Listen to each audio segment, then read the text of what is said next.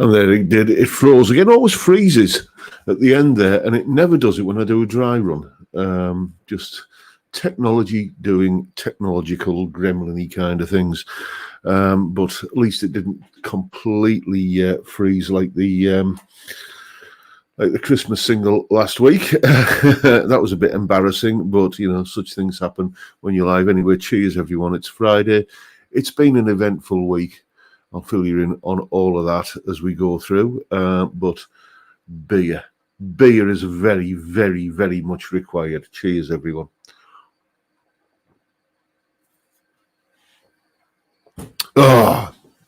And I don't believe it. I left me. Oh no! I thought I'd left the other essential item downstairs. Turns out I didn't. Right. Hope you've all had a fantastic week. I did see on the news that apparently, the end of December and end of November rather, and beginning of December, they're putting warnings out that we're going to be getting some rather inclement weather. Who would have expected it this time of year? I know. It's. I was expecting to be able to go sunbathing this week. Turns out I might need me wellies instead. But there you go. Such is life. Let's have a look, see who we've got in. 113 souls on board at the moment. I see first in was Mark Kerno, then Dr. Gomez 1, Johnny Random Rent to Kill. You've missed your top spot there for the last, or your first in spot last few weeks there, Rent to Kill. Then we've got Timbo and Anton, Terry Day, Peter Nicholson, and Grandpa Joe. Let's put that up on screen. Hello, John and all. Now that we're in the Christmas season, please think about the children and families at Zoe's Place. Any donation helps these kids. Take 10 minutes on their site. You will agree. Yes, indeed. And I'm going to be talking about the events of last week's live stream and the very generous donations that came in as we go through. So I shall return to that. But thanks for the mention there, Joe. There's Craig Stamen, Sean House, and then Johnny H. And who else we got? We've got Peter Collins, Dogfather 61, Ian Clark, David James, Sometimes Dim, Never Thin, Joe McMurray, Silent Hybrid, Dave Fiendish, Robert Galbraith, Wayne Smith, John Channing, John Ross is in, so is PFY Guitars, John Mack, Peter Borthwick, Phil is there, so is David Caston, and Lefty Pick. There's David Evans, Vincent Brennan, Stephen Hedger, James Hunt, Geronimo's in as well, and there's Ben Allmark, Robert Galbraith. Have I said that already? I might have done. Then we've got Stephen Sproson, and moving down there's Chris Otterwell and Calby and the Rocco Cat. Stephen Whistle is in, and so is Bill Mumbo. Jimmy James is there as well, and let's have a look. David Mitchell is in, so is Ian Stewart, and Colin Falcon. Steve Cassidy Guitar, how are you, mate? And Peter S. And who else we've got? Jay Aoyong and Neville Ray and William Forrest and Stuart Young and Pablo Hank and Cy Rollinson. They keep rolling in here. There's the Essex Cat and Luke's is that Sinkovich? I do apologise if I've butchered that. I'm just a fat northern lad with, I'm a simple lad. Anyway, there's Nathan and Adam San, and we've got Johnny there as well. And who else? We've got John Jones all the way from Bangkok, Michael Purcell, Brad Dowell, Gary Shaw, Thomas Mulvaney, Neil Roberts, and Randy Upchurch. There's Maria Davies and Ian Checkley. Chris Smith is in, so is Martin Bix. And let's have, we've got James Falconer there, Pete Bailey, Henry F. Potter, Frank Boland, Martin Brown, Mr. Chris 5254, Deco Dude is in, and so is Ian Geddes, Guitar Bass Dude, and I believe that is everyone. That must have been a bit of a record for getting through the roll call. Thank you, everyone, for turning up and gracing me with your presence and having to be with me on this rather chilly Friday evening. Last Friday, as you know, we had a little bit of a Zoe's Place special, and we had the lovely Rachel joined us from Zoe's Place, along with two of my partners in crime, the Lamb and Steve Cassidy, and we tried to premiere the Christmas single, which kind of the Gremlins got the better of us, but it went out the next day, and Lammy's done it as well, and so has Steve Cassidy, and just an update on that. Because it's a cover song, it is taking a little while to get the copyright license via DistroKid. I've done it before. I've done one cover song before, and it took like 4 or 5 days to get the cover song license. This time it's taking longer. They say, in fairness, DistroKid say it takes up to 14 business days to get the cover song license, and I uploaded it last Monday, like not Monday gone, but like a week ago on Monday. So Monday to Friday that week was 5 business days. Monday to Friday this week is another 5 business days. So I'm imagining that if it takes up to 14 days to get the cover song license, it's going to be hitting all of the kind of streaming and download platforms sometime towards the end of this coming week, or very soon the week after. It'll be out in time for Christmas, by the way. Either way, so you can go and stream it and download it. In the meantime, you can download a version of it, or the same version of it actually, from my website, johnrobsonmusic.co.uk. Just go to the music page on that site there, and you can buy it via I'm selling it through a service called PayHip. The money hits my PayPal account later the same day when you kind of bought it there, and then I'm just PayPaling that straight across to Zoe's Place.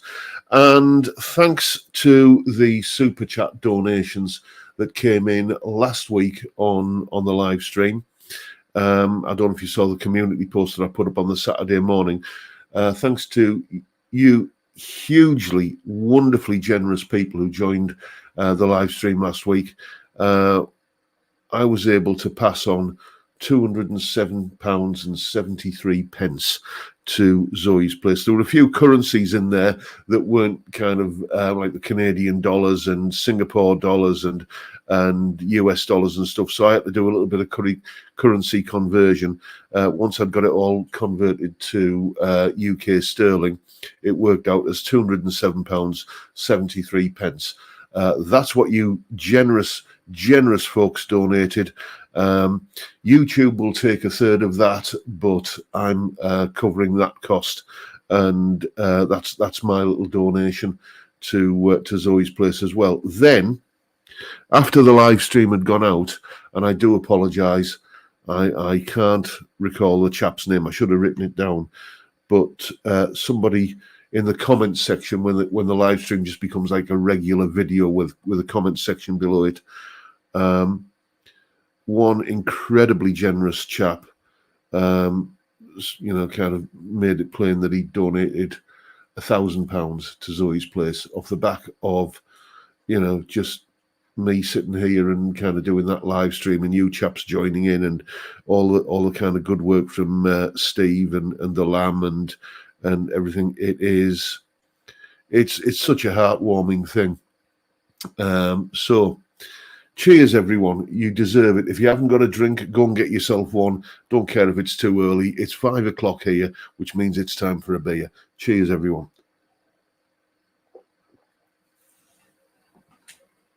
Now then, yes. Let's get all the rest of the housekeeping out of the way. What have I got coming up for you? Jimmy, let's have a look in the chat first. Let's see what's been going on in the chat. Graham Campbell saying DistroKid are pretty good, never had any issues with them. Neither have I. But I just think that they were unusually quick last time I did a cover song with them. So this one's just taking time, but it's still going to be. Jay Aoyong is saying, who owns the copyright of Jingle Bells anyway? I don't know who owns the copyright. I suspect it's out of copyright, but it's one of the things that DistroKid ask you when you upload a song. is this your own work or is it someone else's? And I can't really see, if I tick the box where I said, okay, yes, I wrote this, then that could have caused, that would have been, a fib, basically, wouldn't it? So I had to tick the box that, it was a cover song, and then they ask you for the songwriter's name.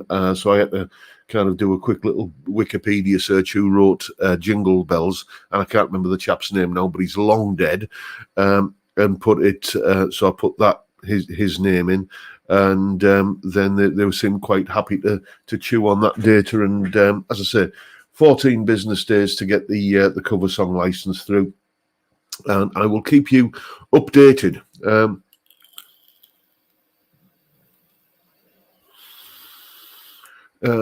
Colin Falcon saying the inclement weather must be due to the cow farts being too cold. They need a curry. Indeed, well, that's what we're having tonight, made by my own fair hand. I shared the recipe with you a few weeks ago. Yeah, sometimes dim, never thin. I'm a relative newcomer to excuse me, chaps. Yes. Can I borrow your phone? Yeah. Hang on a sec, lads. My network's gone down and I'm trying to run my mother. Sorry about that. There's me and the missus are on different phone networks, and her network's gone down probably because, a snowflake has landed on the mast or something like that. We cope with the bad weather really well in this country, it has to be said. Anyway, so she just wanted to borrow my phone. Yes, but where was I? Yeah, the whole poultry race thing. I'm a relative newcomer to Lammy's live stream because he's usually doing it while I'm working, and I managed to catch it this week, and it was like, what is this? It's an experience, isn't it? It's it's a kind of variety of entertainments, isn't it? Anyway, I'm going to talk about Dougal very shortly. In fact, I see there's a few people asking about him there, but let's tell you what's coming up on the channel this week. Sunday is the review of that rather nice Vox Virage guitar loaned to me by my pal David. You're going to hear that in a mix and see all the usual weights and measures and all that kind of stuff. Then on Monday, a solo that has something of a questionable provenance, shall we say. It's not entirely clear who played this solo. It comes from a massive Rod Stewart hit single that's also been covered by Sheryl Crow, amongst others. So that'll probably give you a clue as to possibly which song I'm talking about. There are various guitar players listed on the album, but it's not specific which guitarist played on which track. So this could be, and I'm not saying it is, but it could be kind of an uncredited Joe Walsh solo. So, I see James Hunt's got it there. First cut is the deepest. Yeah, first cut. There is a strong possibility that solo was played by Joe Walsh. I did do a little bit of research into that, and it seems to be the general consensus that it likely was Joe who played the solo on that. So I thought I'd do that solo for Monday's solo analysis. Then Tuesday, as always, a top 5 video, and this one was suggested by one of my students, a chap called Dave, and thank you to Dave for that. The best set openers, the best songs for kind of grabbing an audience by the logos and grabbing their attention and just saying, listen to us, we're here to entertain you. Okay, now pay attention, please. It's one thing I've always found, actually, is, some great bands when you listen to their live albums, and I'm thinking of one particular live album at the moment, you think, could you not think of a better set opener than that? Like, for instance, Alchemy by Dire Straits opens with Once Upon a Time in the West. And it's just like, yeah, okay, it's not a bad song. It's not a great song. And then I think the second song is Express All Love. And, that would have been, I think, that kind of chunky guitar. If there will be a solo analysis of that song coming up at some point. I can't promise when, for reasons I will explain in a moment. But yeah, that's Tuesday's video. 5 fantastic set openers. Then something I'm always getting asked about, the mystery, the strangeness, the weirdness, the difficulty of playing blues with a major pentatonic scale. A lot of people know that you should be able to do it, and a lot of people seem to be able to do it, and a lot of people seem to struggle with it. So that's what we're looking. Johnny Random saying the first cut is a Cat Stevens song. I knew that, and somehow I managed to get saying it. So thank you for correcting me there, Johnny. Anyway, it's major blues basically. Once you want to kind of step outside of the minor pentatonic, and how to do that, and that, by the way, is just one of the little sample lessons that is in my book, by the way. Yes, indeed. Let me go and give you a little plug for that at the moment. So where is it? Here we go. Yes, the major pentatonic kind of blues lesson that's coming up on Wednesday, I beg your pardon, is from Practical Music Theory for the Rock Guitarist. Link in the chat if you go and check it out. So I see we've got Edwin tuning in. You'll be pleased to know, Edwin, that tonight I'm on your favoured brew there.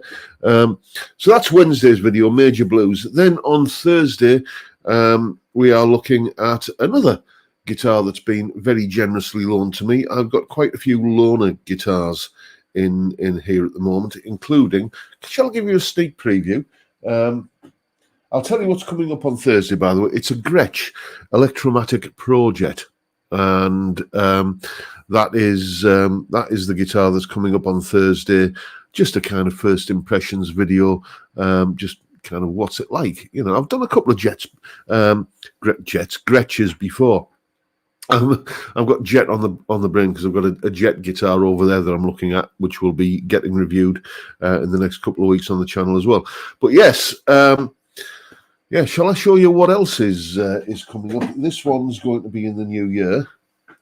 A Charvel Guthrie Govan signature model, and that one's a bit special. You don't want to miss that. So, and there's a couple of others behind me there that you can't see because I'm in the way and I'm a big fat lad, so you can't see through me. Yes, this week, as I said, it has been an eventful week. Thank you, Edwin Toon, and you are a gentleman, sir. Thank you so much. I shall have to pour another one in your honour. Wayne Smith, that Charvel is pretty. I just finished filming the kind of demo piece for it earlier on in the week. It's a good job I finished filming the demo piece for it because, as you will see in just a second after I pour this beer, I'm kind of benched at the moment when it comes to playing the guitar. There we go. This finger, you can probably see how purple and swollen it is. Yeah, it's broken. And yes, and if you're kind of wondering how well, the answer lies in the word Dougal. Dougal done it. Not on purpose, it has to be said. He is the sweetest, most affectionate dog that you can imagine, but he just has this manic streak in him that when it hits, you just have to ride it like the hurricane. We were out having our afternoon walk on Wednesday, and I've got this hand on the lead, and that lead is attached to his harness. And he's part Labrador, which means that he thinks everything is food. He literally thinks that every single kind of object, be it a discarded, kind of fish and chip wrapper, or anything at all that kind of might be food, his philosophy is, well, I'll eat it and see what happens. And this was there was a lump of, I think it was a piece of glass that had been on the beach and kind of had, it wasn't sharp at all. When you kind of find an old bit of glass on the beach, it was like that, with all kind of, but it was still glass, and it was in his mouth, so I had to get it out. His view on that was, excuse me, I found this is mine, you're not having it. So the ploy in those circumstances is we put him into what's called air jail, where you grab hold of the handle on the back of his harness, and then which means you've got him securely with this hand, and then you reach around with this hand, you pick him up off the floor with this hand and get the offending article out of his mouth. That's the plan. That's the strategy. Didn't quite go according to plan. As I'm reaching down to grab the handle on the back of his harness with this hand, there was a kerfuffle, and it lasted probably about a second and a half. But in that second and a half, this finger was persuaded to kind of go in a direction that nature never intended. And I thought, at the time, oh, that's a bit sore. And I got him calmed down, and I was going to give him a biscuit because I had some in my pocket, but I only had, that one feels a bit big, I'll snap it in half. And I realized that I no longer had the use of this finger. So, my brain is saying, finger, bend. And the finger's going, no, it came overall like it had joined a union and gone on strike. So managed to get him home, and tried to play a little bit of guitar, thinking it'll be all right, it'll be fine, just kind of tough it out.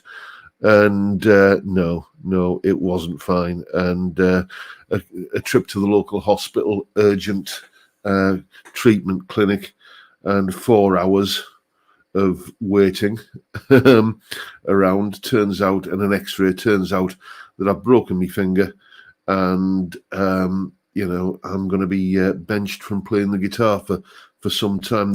I will admit that the worrying thing is that the nurse practitioner who treated me said that chances are it'll be fine, you'll get full functionality back, but there are no guarantees.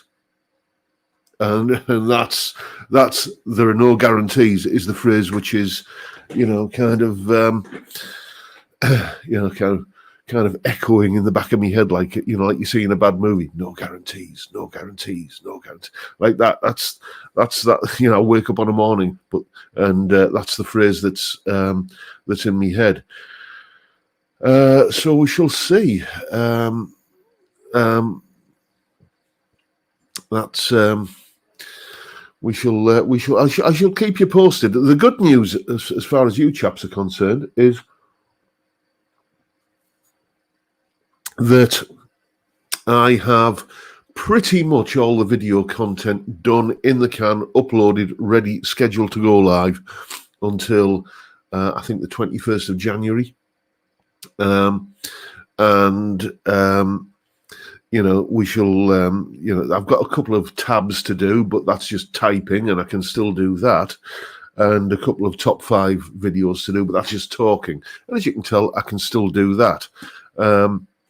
There may, if this recovery takes longer than I expected, there may be a slight shift in focus on the channel, more towards theory and slide playing. A few people have suggested that. The problem is when I play slide, I don't wear it on that finger. I tend to. Oh yeah, you can see the problem, can't you? That's me slide finger as well. But we shall see how things pan out.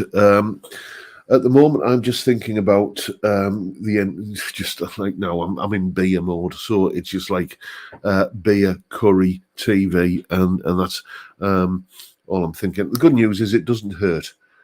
Good news, it doesn't hurt at all. And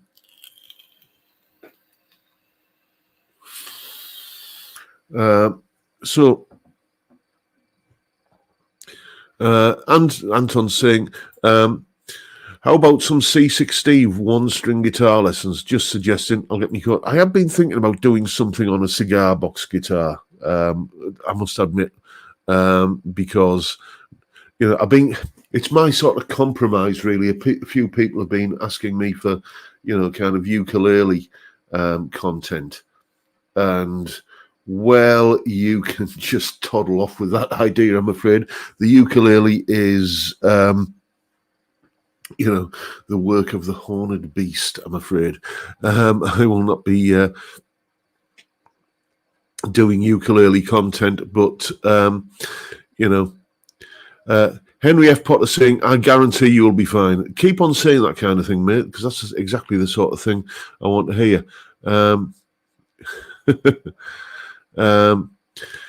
Yeah, sometimes, Dim, a lot of comments here about 4 hours... my 4 hour wait. Yeah, it would have been less time than that, but so it wasn't at the full on kind of accident and emergency department. It was just at the local urgent treatment clinic, like a walk-in clinic. It would have been significantly less than that, but you know, at some point, because I was there sort of round about, let's say, shall we say, round about knocking off time for 9 to 5 staff. And somebody in the IT department had decided, I need to get this Windows update done. And, you know, and of course, they'd just kind of rolled out a blanket Windows update or some kind of software update across the whole, kind of all the IT systems in the hospital. And their computers were down, you know, it's like when you're doing some kind of update and it's saying, and it tells you that it's at 99%. For about 20 minutes, and then I got caught in that kind of loop as well. I've got an appointment in the next when is it? Anyway, an appointment next day or two to go and get it looked at by a specialist. They call it the hand trauma clinic. So we shall see what goes on there. But as I say, I'm just going to I'm just going to drink beer and try and forget about it for this evening. And massive thanks to all of you for your kind of air guitar lessons. It says massive thanks to all of you for your kind of kind words of support there.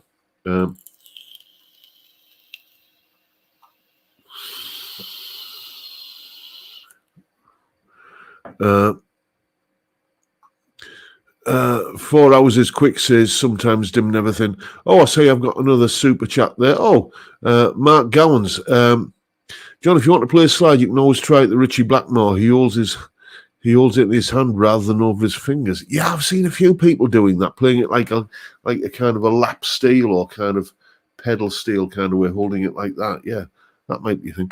I might even do, just for the shits and giggles of it, what Dave Simpson did on his channel a while ago, where he bought himself a left-handed guitar and taught himself the other way around.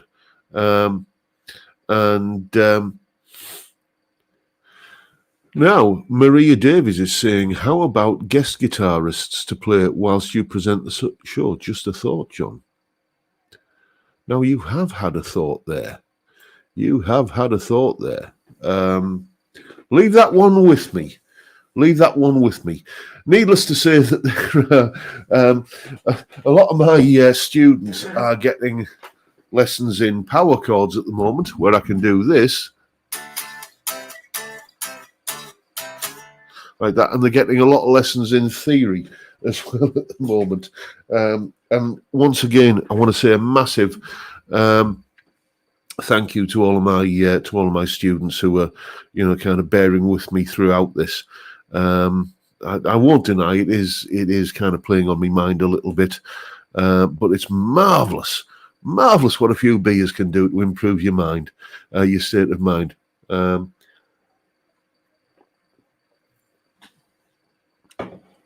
Let's have a look, see what else we've got.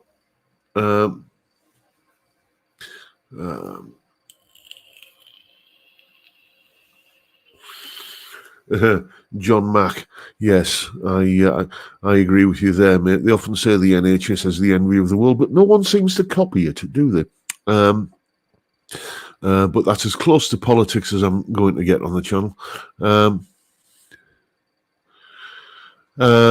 Stuart Young, Steve Cassidy, thank you, mate. Stuart Young is saying Justin Sandercoe taught himself to play lefty so he could relate to his beginner guitarists.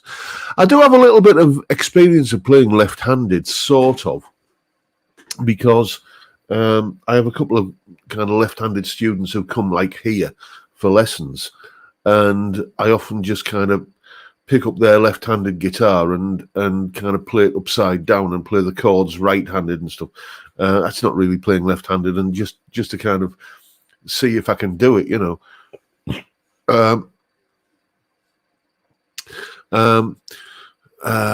Edwin Toonan saying, ask old students to do guest performances.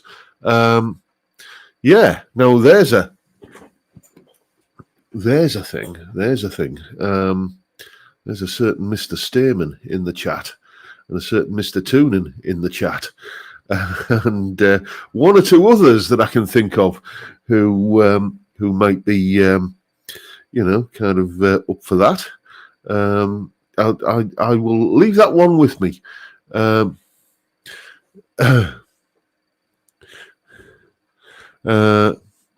So let's see what else. Essex Cat saying, get some rest, it'll heal quicker than you think. Yeah. We are going to, I think, give in to the inevitable, though, and this habit that Dougal has of picking every last bit of rubbish up in his mouth that then causes a bit of a kerfuffle when you've got to get rid of it. I think we are going to have to muzzle him. We tried it before because this was a problem before, but he managed to kind of get out of the muzzle. So I'm currently kind of doing a little bit of tippity-tappity research, Googly, kind of looking for reviews of different muzzles. And that's not the only animal-related story. Teach Dougal guitar, says Tom Clark. Yes, indeed. That's not the only Dougal animal-related story.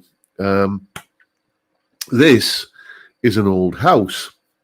It was built in Victorian times, and it has all of the kind of foibles of an old house.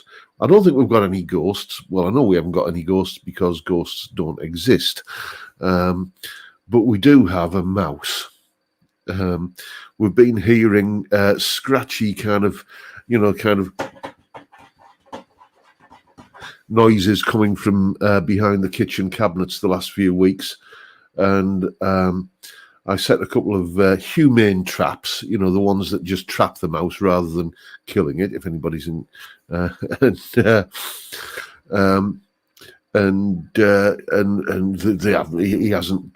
Mr. Mouse hasn't bothered with that. So the trap remains baited, and the mouse remains quite noticeable by his noise. But the wife saw him last night. She was just going into the kitchen to grab a drink before she went to bed, and she went, "Oh my God!" And what? She says, "There's a critter," and it apparently had kind of, it looks like our house adjoins another house on sort of that side, and there's a hole just between the kind of skirting board and the floor behind the cooker. The hole is, I promise you, it's no bigger than the width of this pen. And the mouse just kind of scurried through it, and all I saw was the tail disappearing down there. So it looks like it's coming in from next door. So I'm currently kind of researching ways to get rid of mice or discourage mice, effective mouse traps and stuff, and all that kind of stuff. So it's been an eventful week when it comes to members of the animal community in our house.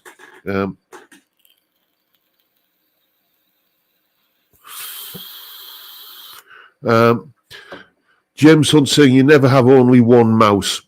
Oh, Stevie Mac.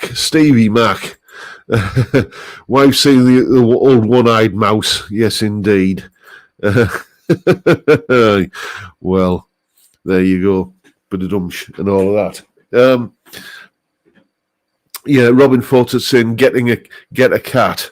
I'm not sure how a cat and Dougal would go on. I suspect that the house would, there'd be breakages. Vincent Stagliano, let's talk about what you're going to see tomorrow night. Kiss tomorrow night at the Garden, can't wait.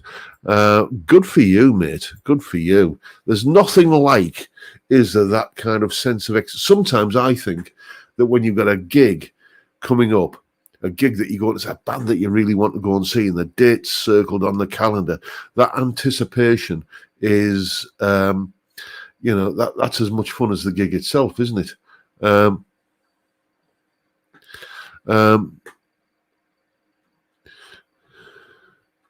Jimmy James saying, good job you don't have an ant. Mice would put a nest in it.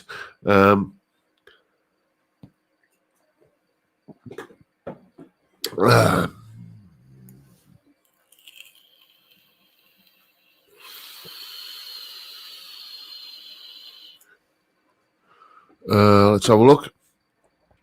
Wayne Smith is saying peanut butter is good to bait traps. A couple of people have said that already. You see, I made this mistake when I baited the first trap of thinking that Tom and Jerry was a documentary, so I used a lump of cheese, and the mouse has been steadfastly kind of ignoring the cheese. The other thing that I found out is that one of the kitchen cupboards where we think the little bugger's been kind of scuttling around in, I put the trap in the middle of the cupboard. Apparently they like to run alongside a wall, so I've moved that trap and another one alongside a wall, and I already knew about the peanut butter, so I've rebaited it with peanut butter. But I've got some more traps turning up tomorrow. Close your ears if you are of a nervous disposition, but these are not the kind of humane, catch and release traps. These are the good old fashioned spring loaded wallop, you're dead kind of traps that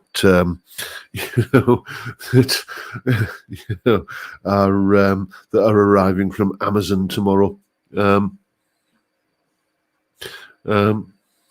Dried fruit is good bait, apparently.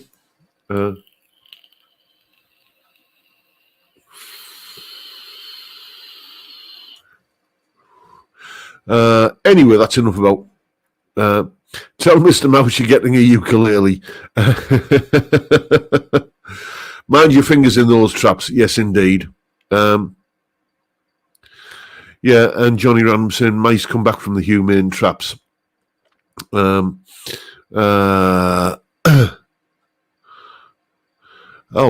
Hank went to see a Prince tribute at the Georgian Theatre in Stockton last week. Such a disappointment. Expected a full brass section and great musicianship. Got 4-piece garage band covering Prince. That's a shame, mate. It's always a disappointment when you when a band. I saw a Bon Jovi tribute band, because the missus is into Bon Jovi.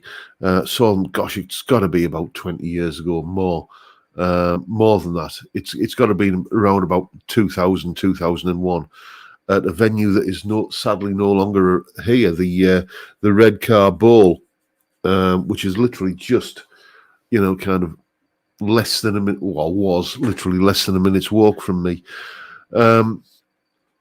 And they were a bit disappointing as well. I mean, the front man looked, he was like, he was a John Bon Jovi lookalike, but they were just a bit of a letdown when it came to the musical side of things. Just they were a pub rock band with a singer that looked a bit like John Bon Jovi, and and they were okay. If I'd seen them in a pub and not paid to go and see them, I would possibly have been mildly entertained. But having paid, like, I think, 10 quid for a ticket to go and see them, I was, not impressed at all. But that venue, the Georgian Theatre, I played there many a time in various bands, again, going back to the 90s. And I remember playing there. I had my Marshall 30th anniversary combo, big 100-watt 3-channel, all singing, all dancing Marshall, all valve combo, and ended up not being able to use it. It was just, even on its lowest power setting, which was 25 watts, it was just too loud for the room. I ended up having to play through, I think, some kind of practice amp or something that I borrowed from one of the other bands that were on the bill. That's some. Remember when I tell you what it was? Do you remember when Marshall used to have that Park brand of practice amps? It was one of those that I played through in the end, and it's a weird room because it's a big room, but the acoustics of it mean that any loud amp just kind of is unusable in there.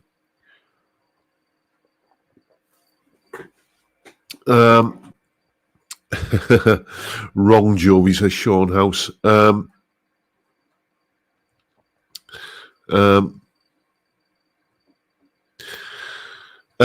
John, have you ever serenaded the missus with some slick Sambora solos? No, but me and the missus, we both kind of hit that sort of midlife crisis point about 10 years ago, and we decided to get some tattoos. Actually, no, when was it? It was longer than 10 years ago. Anyway, it was around about the time when Miami Ink and stuff was on TV, so that's around about the time that I got this done. And there's a couple of others on me upper arm there that you possibly have seen before. I can't remember. And one of the ones that she got done was she said, "Can you write out the sheet music for that first song you played for me?" So I did, and she's got that tattooed round her ankle at the moment. It's an Eric Clapton song that she says, because it was like our first or second date or something like that, and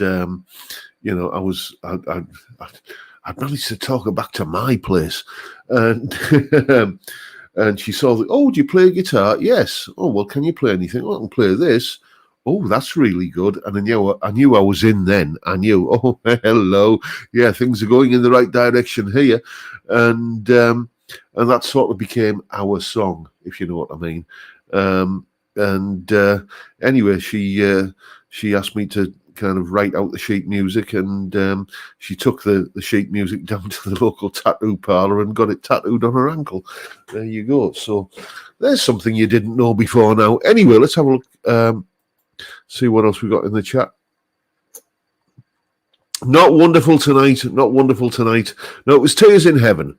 Tears in Heaven. I should have made that clear earlier. Yeah, Tears in Heaven. And that was that sort of became like our tune. So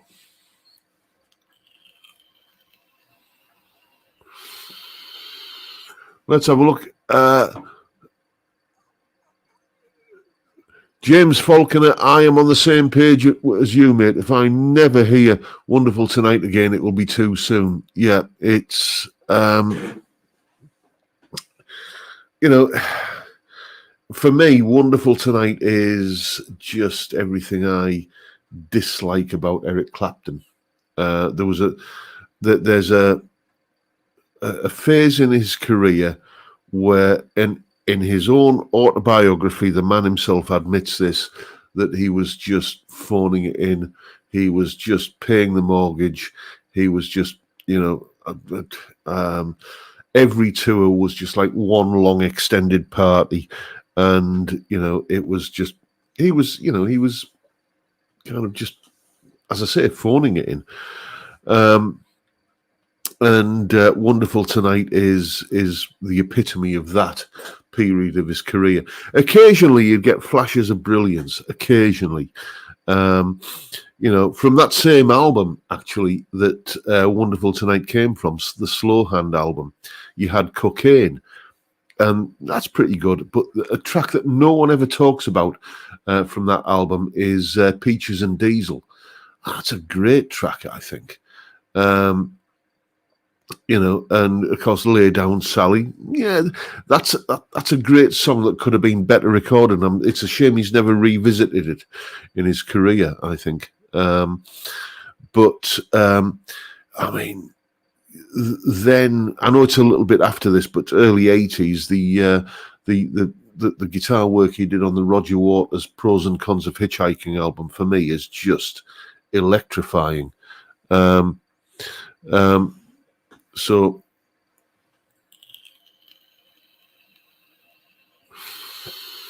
yeah, sometimes Dim Neverthin says Tears in Heaven was about his son, I think. Yeah, it was. It was, he was, I can't remember the name of the movie, but he was kind of commissioned to write music for the soundtrack. Rush, I think, was the name of the movie. Correct me if I'm wrong. And there was a song in the movie that was required to express a sense of loss. And at the time that he was writing this, that's when the whole tragedy with his son occurred. And this is the song that was like him, kind of dealing with that. And,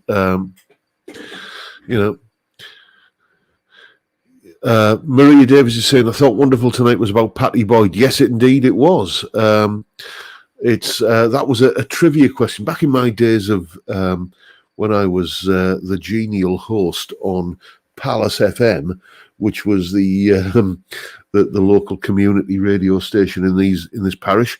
About 12 years ago now. I used to do the drive time show. And that was one of the competitions I had.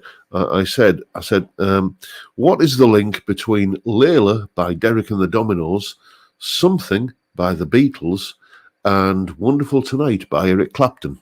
And, the answer is that those three songs were all written about the same lady, Patty Boyd.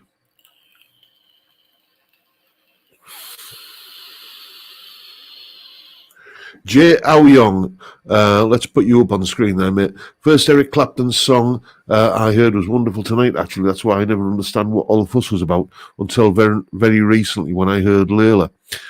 Go and check out, if you haven't already, the entire Layla album, Layla and Other Assorted Love Songs. He's never done a better album than that. He's done a couple that have come close. Journeyman wasn't bad.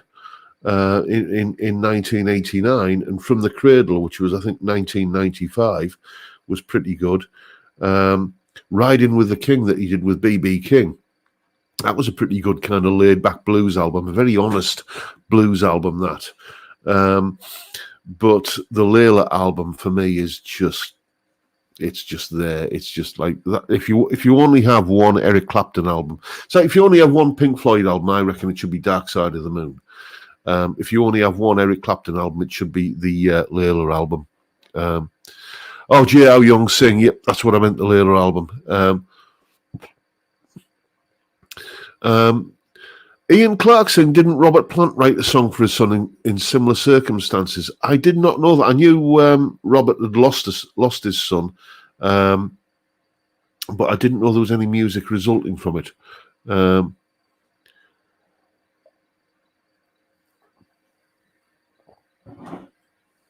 Rock on Baz is saying Layla is okay until the strangled cat starts playing a slide. That was Dwayne Allman playing a slide on there, mate. That's a pretty bold claim. That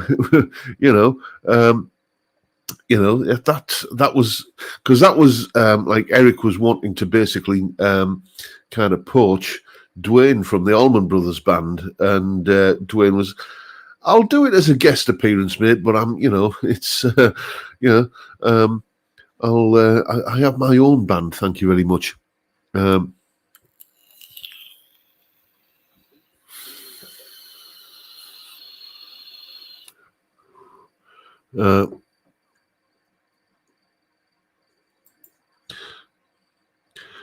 I didn't know that, Colin. All of My Love, Zeppelin, about Robert Plant's son, Connor. I did not know that song was about his son. I honestly didn't know that. Thank you for filling me in on that. I shall listen to that song with new ears.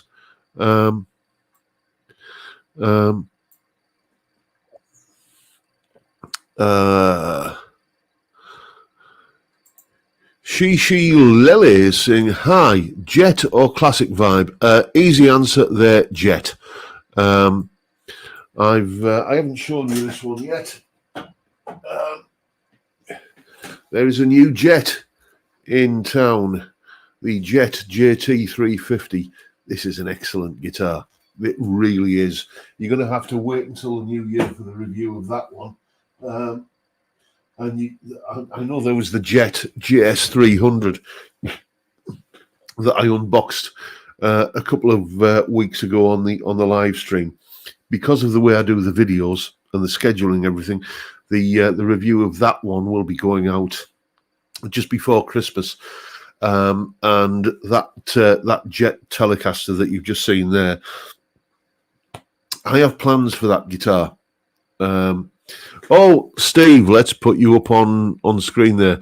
Fender Player versus Jet at 6 p.m. Just saying, I shall be watching, mate. I shall be watching as the curry is bubbling away. Looking forward to that, mate. And Dr. Gomez is saying, Torty pickguard, yes, and of course. I mean, it's like, how can you resist a guitar that's got a tortoiseshell pickguard? Let's have a look. I see there's been a little bit of unpleasantness in the chat. Let's see if there's anybody that needs a telling off. I don't think it's. I think they've already pretty much had that kind of. Yes. Time profit. There's no need for that, mate. Thank you very much. It's kind of a bit unnecessary. Anyway, let's not dwell on things like that.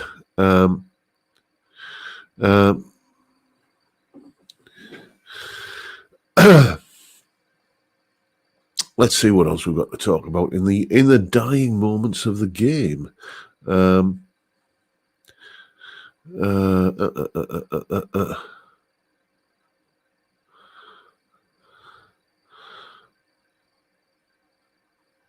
Let's see who's in here. And Maria Davies. Patty Boyd was married to George Harrison, then Eric Clapton, and the bizarre thing is that George was Eric's best man when he married Patty, there's I think there's a documentary. I think it's probably something called something like Life in 12 Bars, which is sort of an Eric Clapton kind of documentary retrospective biography, that kind of thing. It's he documents the whole kind of the sort of the love triangle, I guess you'd call it. Carl B is saying, how long expected to heal? Well, this, I have no idea, mate. All I know is I'm benched for the foreseeable. I took the hospital kind of dressing off because it's like you have a shower and stuff and it gets manky and what have you. So I redressed it today and tried moving this finger just while I had the dressing off, and it was having none of it.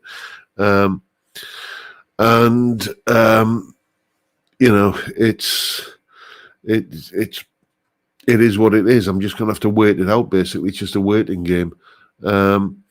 So Iggy Tommy's saying, what happened? I had a mishap when I was out walking the dog. I talked about this earlier. Mishap while I was out walking the dog, and I broke this finger here. And it's, the brain tells the finger to move, but the finger goes, no, I ain't having any of it. And it's, I'm reliably informed that everything should come back to full functionality, though. But it is a little bit unsettling, to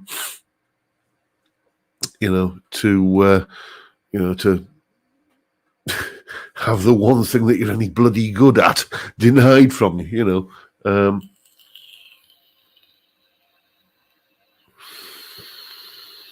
Let's have a look. What else we got to talk about? Alana Miles solo. It's Black Velvet. It's the only Alana Miles song I can think. I see there's